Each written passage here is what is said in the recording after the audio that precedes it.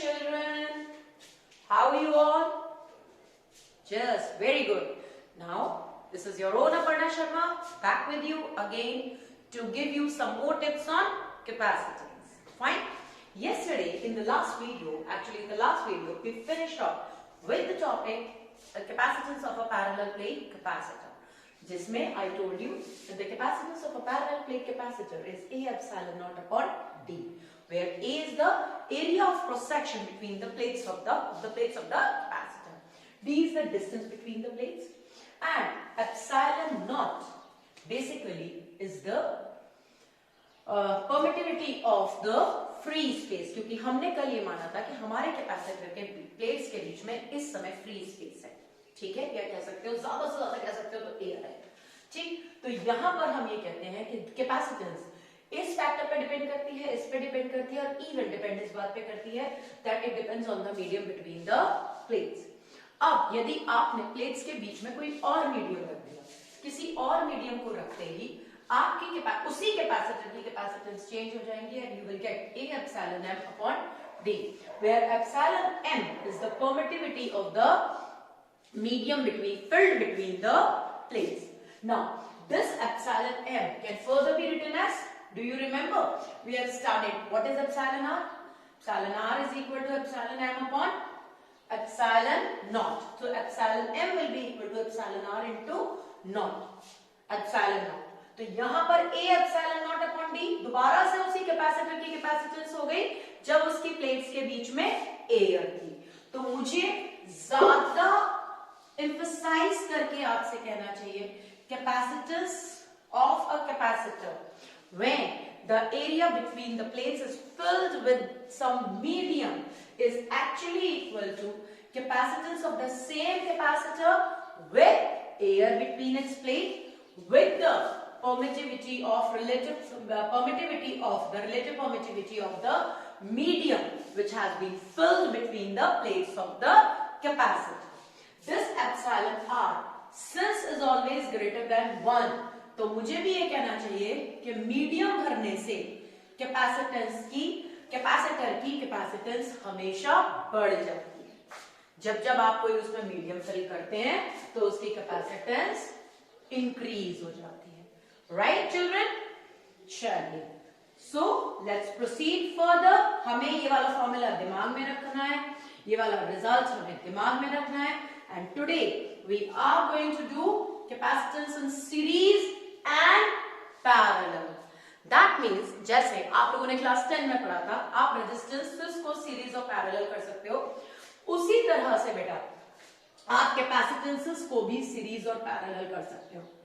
You have got 3 capacitors with capacitors C1, C2 and C3 each. ठीक है? They have been joined by the plates like this. ठीक है?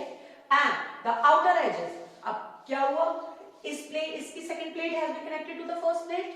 The second plate has been connected to the first plate, and now these two plates have been connected with some source of voltage. ठीक है? कहीं ना कहीं से तो आपको चार्ज देने के लिए कोई ना कोई सोर्स तो लगाना पड़ता है. तो आपने क्या किया, इसे आपने किसी ना किसी सोर्स से कनेक्ट कर दिया. Now you have applied a potential difference across the plates of the capacitor. मुझे कहना चाहिए मैंने एक potential apply कर दिया, plus minus, right? Now after this each capacitor will get some charge. अब हमको ध्यान ये रखना है कि जब कैपेसिटर सीरीज में कनेक्ट होंगे तो उनके अक्रॉस चार्ज सेम रहेगा, और जब कैपेसिटर पैरेलल में कनेक्ट होंगे तो उनके अक्रॉस पोटेंशियल सेम रहेगा. उसी कॉन्सेप्ट को यूज करती हूं. तो यहां पर चार्ज हर कैपेसिटर पे हो गया. क्यों? The potential across this capacitor, let it be V1, let it be V2, let it be V3. तो effective potential will be V1 plus V2 plus V3, right? Now you will write Q upon C1 plus Q upon C2 plus Q upon C3. ठीक है बेटा? इसमें कोई doubt तो नहीं है? आपने फॉर्मूला यूज किया था, कल यूज किया था, Q is equal to CV, आपने पिछली वीडियो में यूज कर रखा है, Q is equal to CV, तो V is equal to Q upon C, ये मैं यूज कर रही हूं, राइट। यदि मैं ये सारे कैपेसिटर्स हटा देती हूं और एक कैपेसिटर लगाती हूं जिसकी क्या होगी, जिसकी स्ट्रेंथ वो सारी हो, जिसकी वजह से मुझे वो सारा काम हो जाए जो मैं 3 कैपेसिटर से कर पा रही हूं, तो effective voltage will be Q upon C. So the resultant capacitance will be C1 plus 1 upon C2 plus 1 upon C3. This is in series. यदि तुम लोगों को थोड़ा सा समझ में आया हो तो ये एग्जैक्टली उस रिजल्ट का उल्टा है जो तुम्हारे पास रेजिस्टेंसेस को लेकर आते हैं, ठीक है। The results which you get for resistance, यदि तुम्हें याद हो तो जब रेजिस्टेंसेस पैरेलल में होते हैं तब हमारे पास ये रिजल्ट आता है 1 upon R is equal to 1 upon R1 plus 1 upon R2 plus 1 upon R3, right? Now let's go further. यदि यही कैपेसिटर्स पैरेलल में लगाए जाते तो क्या होता, यदि यही कैपेसिटर्स आप लोगों ने पैरेलल में लगाए हुए होते तो the result would have been totally different. देखिए, आपने यदि सारे कैपेसिटर्स C1, C2, C3 लिया, इफेक्टिव निकालने के लिए आपने इन सबको एक पोटेंशियल सोर्स से लगा दिया, then in that case आपको याद रखना पड़ेगा कि since all the capacitors have been connected between 2 points A and B, so the capacitors will have the same potential, and as they have same potential but their capacitances are different, so their charges will also be different. Let them be Q1, Q2 and Q3, right? So as the charge has been divided, so Q is equal to Q1 plus Q2 plus Q3. बेटा हम हमेशा addition तो उसी चीज का करेंगे ना जो डिवाइड हुआ। पिछली बार पोटेंशियल डिवाइड हुआ था, चार्ज सेम रहा था, इस बार चार्ज डिवाइड हुआ है और पोटेंशियल सेम है, क्योंकि यहां से जब आपका चार्ज निकलेगा तो ये चार्ज आगे जाके डिवाइड होके जाएगा ही जाएगा। So in that condition you will write here C1B plus C2B plus C3B, right. और इसको यदि आप इफेक्टिव निकालो तो you will write Q is equal to C। यदि आप सारे पोटेंशियल हटा दो तो C is equal to C1 plus C2 plus C3, right children? Yes, that is the formula when capacitors have been connected in parallel with each other. So we have tried to find out the effective capacitance of the capacitor when the capacitances have been connected in series and parallel. Now let us try to solve them a bit numerically. Let me show you a series of capacitance. Let in that series या let in that network of the capacitance, series नहीं कहना चाहिए मुझे, series से तो आप series ही मान लेंगे, तो network of the capacitance, each capacitor is of 2 ohm, right? Each capacitor which is here is of 2 ohm, right? 2 microfarad, right children?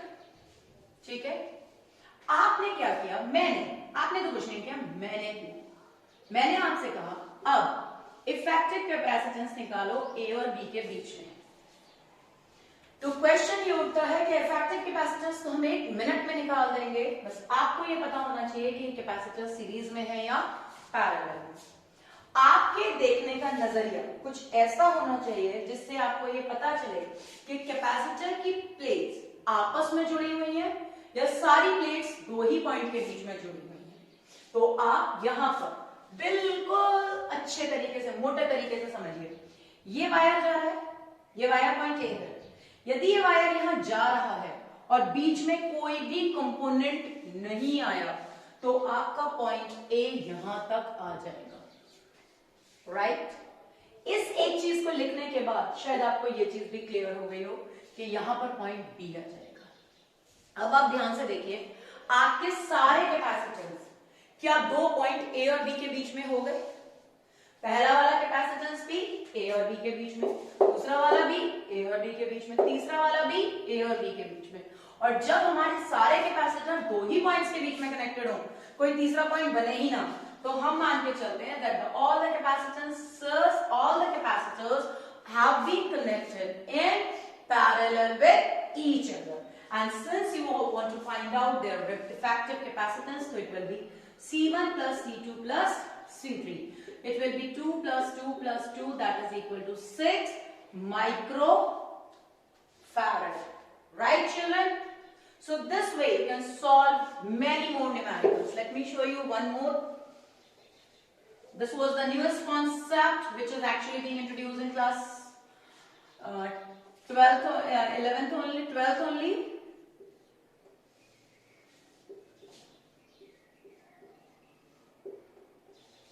Now, you have to find out the effective capacitance of these capacitors in between what? In between point A and point B. In between point A and point B. So now children, let's proceed. चाहो तो और एक मजा ले लो, हाँ एक capacitor यहाँ भी कनेक्ट कर लो। मैं तुम लोगों को कोई वैल्यू नहीं दे रही हूँ, सिर्फ मैं ये समझाने की कोशिश करूंगी कि तुम्हें कैसे देखना है। देखो ये पॉइंट ए है, ये मेरा अपना तरीका है समझाने का, इसमें मैं किसी से कोई क्लैश नहीं ले रही हूँ, सिर्फ मैं अपने तरीके से बता रही हूँ। यहां पर ये कैपेसिटर था, ठीक है, यहां पर ये लाइन आ गई, ये चीज चलते हुए जैसे लास्ट टाइम था, मैंने आपको ये कनेक्शन दिया था, देखो बेटा ध्यान से देखना, ये दिया था, तो यहां से लेकर यहां तक कोई और कंपोनेंट आया ही नहीं, इवन कैपेसिटर की कोई और प्लेट भी नहीं है, लेकिन यहां पर कैपेसिटर की एक प्लेट आ गई, तो मुझे यहां पर पॉइंट बदलना पड़ेगा। तो मैंने पॉइंट बदला, तो यहां पर पॉइंट मैंने माना B, let it be B, right? Similarly over here, since I have taken B नीचे, so let me take C here. Now similarly I can put D over here. अब आप C और D के बीच में effective देखिए, ये capacitor यहाँ connected है, ये कैपेसिटर यहाँ, ये यहाँ, ये यहाँ, तो क्या मैं कह सकती हूँ C4, C5 and C6 are in series. What are they in? They are in series. यदि मैं इन तीनों की सीरीज निकाल देती हूँ और एक लगा देती हूँ जो वो काम करे जो ये तीनों कर रहे हैं, तो वो कुछ ऐसे आ जाएगा। Now the effective one is C7. So now see C3 and C7, they are in parallel with each other. Now you will solve them and you will get one capacitor which will be connected here in parallel. Now again they all are in series. So this is how you have to use your eyes, your inner eye, to see whether the capacitors have been connected in series or in parallel. So children, do more numericals on this topic. In case if you have a doubt, please put your comment in the comment box. Your query will be entertained as soon as possible. Till the time we meet next. Bye children.